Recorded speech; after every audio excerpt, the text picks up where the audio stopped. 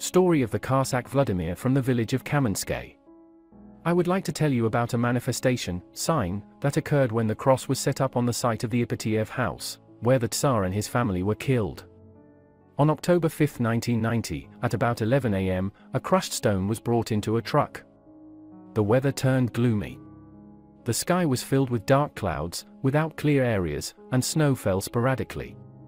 The cross was taken from the vehicle, placed on the ground, and then set in place. One of those present, Alexei by name, went off to one side to take a look at how the cross had been set up, and whether it was leaning. Suddenly Alexei said, "Look up." We all raised our heads, and a sort of tremor or fear passed through our bodies. Above us, that is, directly above the cross, the heavens parted and a ray of light fell upon the cross from a round clear spot in the sky.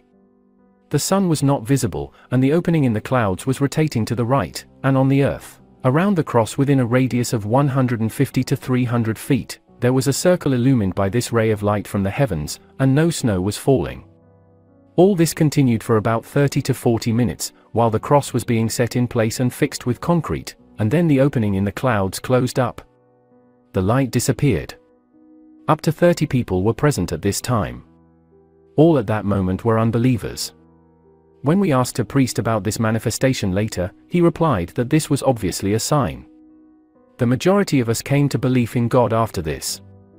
A miracle in Austria.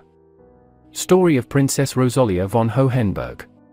On the 11th of May 2014, the great-grandchildren of Archduke Franz Ferdinand invited to Austria an advisor of Metropolitan Hilarion of the Church outside Russia, together with the myrrh-giving icon of Tsar Nicholas II from Moscow. It was here that a miracle took place. On the 10th of May at the castle of Artstetten in Lower Austria, before members of the family and the tomb of the Archduke, the akathist was read before the icon. It was at this moment that the background of the icon changed and the halo around the Tsar martyr's head gave out rays of golden light. In turn, his clothing shone and his face seemed as if it were alive, his mouth seemed to open and his lips moved as if he was speaking. His hand made the sign of the cross in blessing and a strong fragrance was given off. It seemed as though his figure was about to move forward from the background. A deep impression was left on all present. Story of Constantine from Athens, Greece. My story begins on July 17 of 2021 when I watched a video about a movie, and I saw in the same video a photo of the Romanovs for the first time. 3 weeks later on the 9th of August, I went to the hospital with abdominal pain and sepsis in my intestines. I was in very critical condition. My case was 50 to 50. The doctors told to my parents that maybe I will die. I was in a coma for 2 days after the surgery, and then in the hospital 2 of the nurses had the names, Olga and Maria. They were very sweet.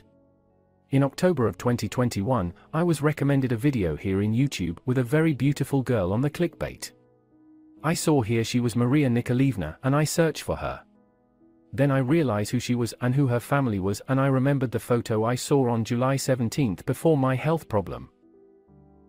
After many times I saw them in my dreams.